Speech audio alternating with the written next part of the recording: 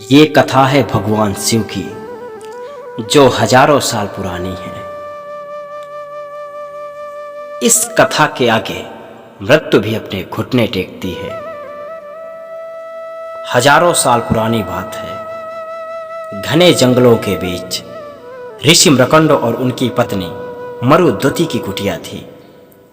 सब कुछ ठीक था, बस उनकी कोई संतान नहीं थी। संतान की आस में दोनों ने भगवान शिव की घोर तपस्या की। उनकी तपस्या से प्रसन्न होकर भोलेनाथ प्रकट हुए। शिव जी ने मुस्कुराकर कहा, मैं तुम्हें पुत्र का वरदान देता हूं, लेकिन तुम्हारी नियति में दो विकल्प हैं।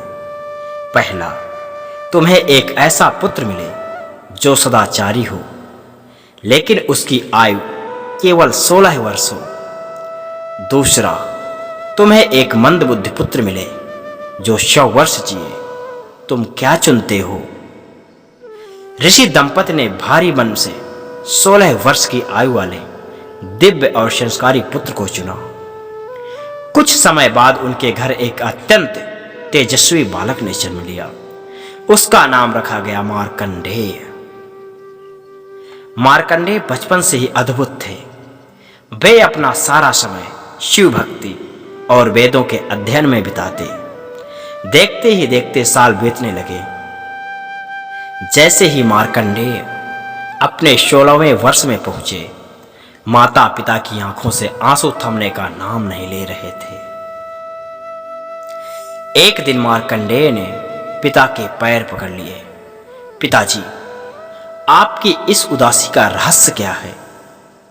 ऋषि मृकंड ने रोते हुए कहा, पुत्र, विधाता ने तुम्हें केवल 16 वर्ष की आयु दी है।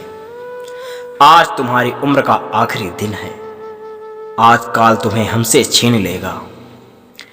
मार्कंडेय डरे नहीं। उन्होंने मुस्कुराकर अपने माता पिता के चरण छुए और कहा, आप चिंता ना करें माता पिता।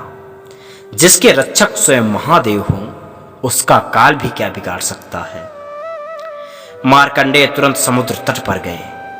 वहां उन्होंने मिट्टी से एक सुंदर शिवलिंग बनाया।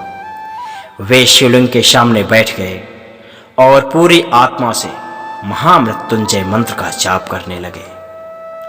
ओम त्र्यंबकम यजामहे सुगंधिम पुष्टि वर्धनम उर्वारुकमेव वंदनान मृत्योर्मुक्षीयमामृताम। जैसे ही उनके जीवन के आखिरी पल नजदीक आए, अचानक पूरी कुटिया में अंधेरा छा गया। ठंडी डरावनी हवाएं चलने लगी। साक्षात मृत्यु के देवता यमराज अपने भयानक भैंसे पर सवार होकर वहां प्रकट हुए। उनके हाथ में चमकता हुआ कालपाश यमराज का फंदा था। यमराज ने गरजते हुए कहा, मार्कंडेय, तुम्हारा समय पूरा हुआ। इस संसार को छोड़ने के लिए तैयार हो जाओ। बालक मार्कंडेय ने डर के मारे आंखें बंद कर ली और दोनों बाहों से शिवलिंग को कसकर गले लगा लिया। वे लगातार मंत्र पढ़ते रहे।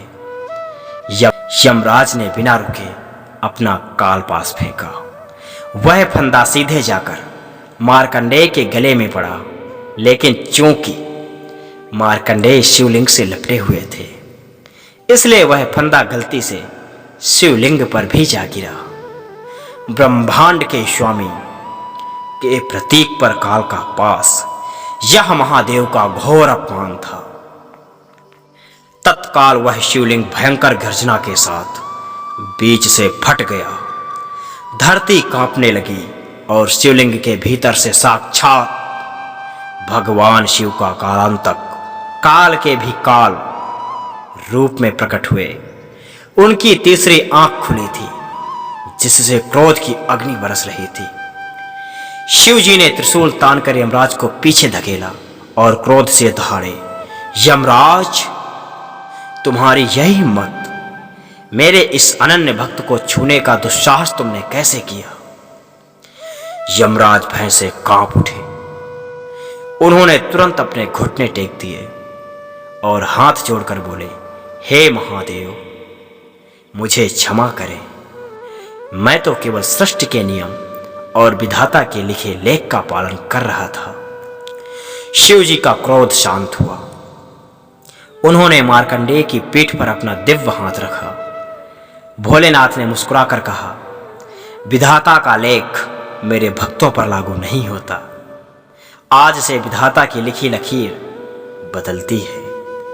भगवान शिव ने मार्कंडेय को चिरंजीवी अमर होने का वरदान दिया। शिव जी ने कहा, यह बालक कल्प के अंत तक जीवित रहेगा। इसकी आयु हमेशा 16 वर्ष पर ही ठहर जाएगी। यह कभी बूढ़ा नहीं होगा। यमराज शिव जी को प्रणाम करके चुपचाप वापस लौट गए।